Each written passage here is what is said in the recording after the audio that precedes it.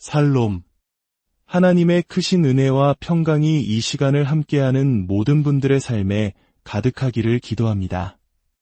혹시 지금 삶의 무게에 눌려 힘겨운 시간을 보내고 계신가요? 혹은 내일이 보이지 않는 막막함 속에 홀로 서 계신가요? 오늘 우리가 함께 나눌 말씀이 당신의 마음에 따뜻한 위로와 새로운 희망의 빛을 비추어 주기를 소망합니다. 만약 오늘 이 말씀이 당신의 영혼에 울림을 준다면 좋아요와 공유를 통해 이 은혜를 주변의 다른 이들에게도 흘려보내 주십시오. 당신의 작은 나눔이 누군가에게는 절실한 하나님의 응답이 될 수 있습니다. 주님의 이름으로 여러분 모두를 축복합니다. 오늘 우리는 골로새서의 말씀을 중심으로 그리스도인으로 산다는 것의 참된 의미와 우리가 그분 안에서 받은 놀라운 선물, 바로 믿음에 대해 깊이 나누어 보고자 합니다. 그리스도인이 된다는 것은 우리 삶의 문제가 사라진다는 뜻이 아닙니다. 오히려 하나님께서는 그보다 훨씬 더 위대한 것을 약속하셨습니다.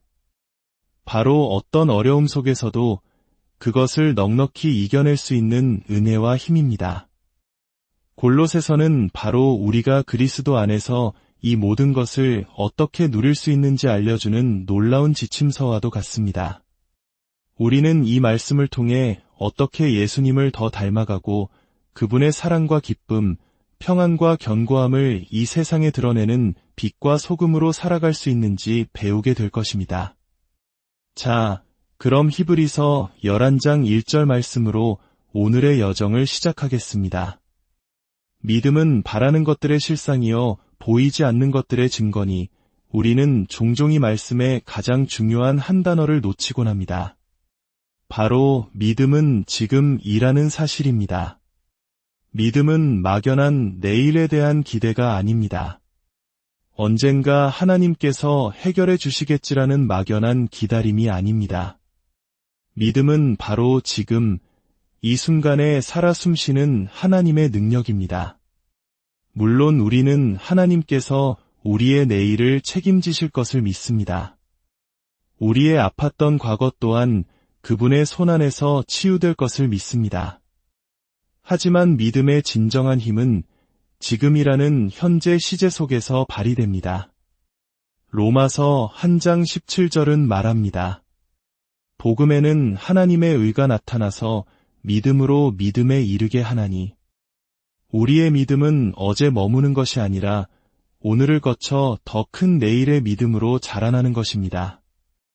여러분이 그리스도 안에서 어떤 존재가 되었는지 하나님께서 여러분을 얼마나 깊이 사랑하시는지 깨닫게 될 때 우리는 성령님의 기적적인 도우심으로 세상의 논리로는 도저히 이해할 수 없는 것들을 믿을 수 있게 됩니다. 저의 삶을 돌아보면 그렇습니다. 세상적인 눈으로 볼 때 과거의 제 모습에서 지금 제가 하고 있는 일을 상상이나 할 수 있었을까요? 아마 대부분의 사람들은 불가능하다고 심지어 허황된 꿈이라고 말했을 겁니다. 하지만 저는 믿었습니다. 물론 그 과정이 쉽지는 않았습니다. 하루아침에 모든 것이 이루어지지도 않았습니다. 그러나 이것 하나만은 분명히 기억하십시오. 당신의 인생에 어떤 일이 있었든, 당신이 어떤 상처와 실패를 경험했든 회복하지 못할 사람은 아무도 없습니다. 하나님의 손길이 닿지 않는 인생은 없습니다. 우리 하나님은 구원자이시며 모든 것을 새롭게 하시는 회복의 주님이십니다. 사도 베드로는 우리가 거듭날 때 산소망 가운데 다시 태어났다고 증언했습니다.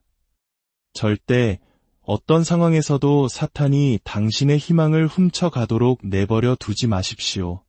성경에 기록된 모든 약속은 바로 당신을 위한 것입니다. 다른 누군가를 위한 것이 아닙니다. 이 약속들을 개인적으로 바로 나를 위한 하나님의 음성으로 받으십시오. 히브리서 기자는 믿음을 바라는 것들의 실상, 즉 소유권 증서라고 표현했습니다. 이 비유는 정말 놀랍습니다. 제가 여러분에게 다가가 제 자동차의 소유권 증서를 건네주었다고 상상해 보십시오. 이 차를 당신에게 선물로 드립니다. 하지만 지금 제게는 차가 없습니다. 여러분은 그 차를 볼 수도 만질 수도 없습니다. 그러나 제 평판을 믿고 제가 건넨 소유권 증서가 진짜라는 것을 신뢰한다면 여러분은 차를 보지 않았음에도 불구하고 바로 그 자리에서 기뻐하기 시작할 것입니다. 새 차가 생겼으니까요. 아직 그 차를 운전해보지도 않았고 색깔이 무엇인지 몇 명이 탈 수 있는 차인지도 모릅니다. 하지만 그런 것은 중요하지 않습니다. 이미 소유권 증서를 손에 쥐었기 때문입니다. 믿음이 바로 이와 같습니다. 믿음은 하나님께서 우리에게 주신 수만 가지 약속의 소유권 증서입니다. 우리가 아직 눈으로 보지 못했더라도 그 약속의 말씀을 붙드는 순간 그것은 이미 우리의 것이 된 것입니다. 그러니 이제 제발 우리의 생각 속에서, 우리의 감정 속에서만 살지 마십시오. 다른 사람들이 뭐라고 말하는지, 세상이 어떻게 돌아가는지에 따라 흔들리는 삶을 멈추십시오. 우리는 늘 그들이 말하기를 이라고 말합니다. 도대체 그들이 누구입니까? 그들에게 우리의 삶을 좌지우지할 자격이 있습니까? 또 이런 말도 있죠. 전문가들이 그러는데 무엇이 그들을 전문가로 만듭니까? 세상의 지식과 이론이 우리 영혼에 궁극적인 답을 줄 수 있습니까? 오늘 이 자리에서 저도 한 명의 전문가로서 말씀드리고 싶습니다. 제가 전문가라고 말할 수 있는 것이 있다면 그것은 바로 하나님의 말씀이 어떻게 쓰레기 같던 인생을 가장 위대하고 빛나는 작품으로 바꾸시는지에 대한 것입니다. 우리는 세상의 소리에 너무나 많이 귀를 기울입니다. 과학 프로그램들은 진화론과 수억만 년의 가설들을 이야기하며 세상이 어떻게 시작되었는지 설명하려 했습니다. 그 복잡하고 모순된 이론들을 들을 때마다 사도 바울의 외침이 떠오릅니다. 누가 철학과 헛된 속임수로 너희를 사로잡을까 주의하라. 이것은 사람의 전통과 세상의 초등학문을 따름이요 그리스도를 따름이 아니니라. 세상이 어디에서 왔는지 알려드릴까요? 아주 간단합니다. 태초에 하나님이 천지를 창조하시니라. 우리는 이 단순하고도 위대한 진리 위에 굳건히 서야 합니다. 이것이 바로 사도 바울이 골로새 교회에 편지하며 그토록 경계했던 세상의 철학과 헛된 속임수들입니다. 철학자란 무엇입니까? 그저 생각하는 사람일 뿐입니다. 그들은 삶의 의미에 대해 깊이 생각하고 스스로의 이론을 만들어냅니다. 그러나 우리의 삶의 의미와 목적은 인간의 생각에서 나오는 것이 아니라 우리를 지으신 창조주 하나님으로부터만 나옵니다. 우리는 믿음으로 걸어야 하며 또한 사랑으로 걸어야 합니다. 사랑에 대해 이야기해 볼까요? 다른 사람을 사랑하는 것은 우리에게 진정한 행복을 가져다 줍니다. 만약 당신이 행복해지고 싶다면 딱 일주일만이라도 당신 자신에게서 눈을 떼어 보십시오. 나는 어떻게 될까 하는 걱정을 멈추고 하나님, 오늘 제가 다른 누군가를 위해 무엇을 할 수 있을까요? 라고 기도해 보십시오. 그리고 한 가지 꼭 기억해야 할 것이 있습니다. 사랑은 우리가 누군가에 대해 느끼는 감정이 아닙니다. 심장이 두근거리고 무릎에 힘이 풀리는 그런 짜릿한 느낌이 사랑의 본질이 아닙니다. 제가 제 남편을 처음 만났을 때를 기억합니다. 그는 정말 멋진 남자였습니다. 그가 저를 품에 안고 입맞출 때 저는 세상을 다 가진 것 같았죠.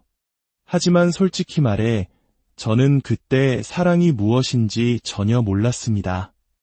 남성에게 학대만 받아왔던 저에게 사랑은 낯선 단어였습니다. 그리고 50년이 훌쩍 지난 지금 남편이 문을 열고 들어온다고 해서 예전처럼 무릎에 힘이 풀리지는 않습니다. 하지만 저는 이제야 사랑이 무엇인지 진정으로 알게 되었습니다. 이제 저는 남편을 깊이 사랑합니다.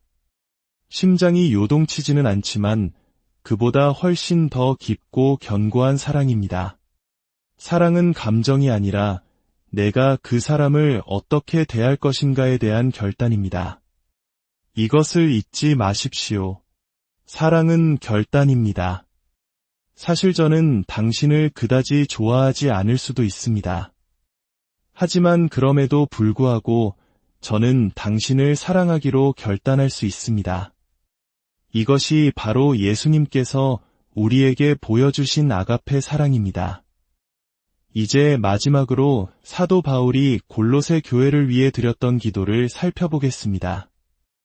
골로새서 1장 9절에서 11절의 말씀입니다.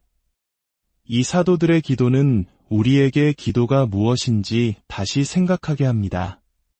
과거에 저는 기도란 무조건 크고 열정적으로 소리쳐야 하는 것이라고 생각했습니다. 그래서 조용히 창밖을 보며 기도하는 남편을 보며 저 사람은 기도를 하는 게 맞나? 의심하기도 했죠. 우리는 이처럼 수많은 종교적인 오해와 틀에 갇혀 살아갑니다. 그러던 어느 날 제가 한창 뜨겁게 기도하고 있을 때 하나님께서 제 마음에 조용히 말씀하셨습니다. 너의 기도를 예수님의 기도, 그리고 바울의 기도와 비교해 보아라. 저는 그 말씀에 순종하여 성경을 샅샅이 찾아보았습니다. 그리고 놀라운 사실을 발견했습니다. 예수님도 바울도 단 한 번도 자신의 어려움을 없애달라고 기도한 적이 없었습니다. 심지어 바울은 다른 사람들을 위해 기도할 때조차 그들의 고난을 없애달라고 구하지 않았습니다. 그렇다면 그는 무엇을 위해 기도했을까요? 그는 성도들이 어떤 어려움을 만나든지 그것을 좋은 태도로 견뎌내고 불평하거나 낙심하지 않게 해달라고 기도했습니다. 만약 제가 여러분에게 저는 당신의 문제가 사라지도록 기도하지 않겠습니다 라고 말한다면 아마 저를 좋아하지 않으실 겁니다. 대신 당신이 그 모든 과정을 얼굴에 미소를 띤 채 통과하도록 기도하겠습니다. 그 어려움 속에서도 다른 사람들을 계속 사랑하고 선을 베풀 수 있도록 기도하겠습니다. 라고 말한다면 말입니다. 아마 여러분은 아니요, 그런 기도는 됐고요. 그냥 제 문제가 사라지게 해주세요. 라고 외치고 싶을지 모릅니다. 하지만 여기에 영적 성숙의 비밀이 있습니다. 하나님은 문제의 해결보다 그 문제를 통과하는 우리의 성장을 더 중요하게 여기십니다. 하나님과의 관계를 더 깊이 알아가는 여정 속에서 우리는 그분의 말씀을 통해 수많은 교훈과 영감을 발견하게 됩니다. 예수님을 사랑하고 그분과 지금보다 더욱 친밀하게 동행하는 법을 배우게 됩니다. 기억하십시오. 그리스도인인 우리에게는 평안과 기쁨, 그리고 성장의 삶을 사는데 필요한 모든 것이 이미 주어졌습니다. 그리고 그 모든 것은 바로 우리 주 예수 그리스도 안에 있습니다. 사랑하는 성도 여러분, 오늘 말씀을 마음에 새기며 함께 기도하기를 원합니다. 하나님 아버지, 오늘 우리에게 믿음의 참된 의미를 깨닫게 하시니 감사합니다. 믿음이 내일이 아닌 바로 지금 우리 안에서 역사하는 하나님의 능력임을 알게 하소서.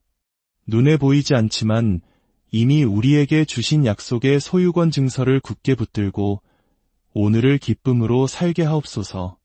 세상의 소리와 전문가들의 말이 아닌 오직 살아있는 주님의 말씀 위에 우리 삶의 집을 짓게 하소서.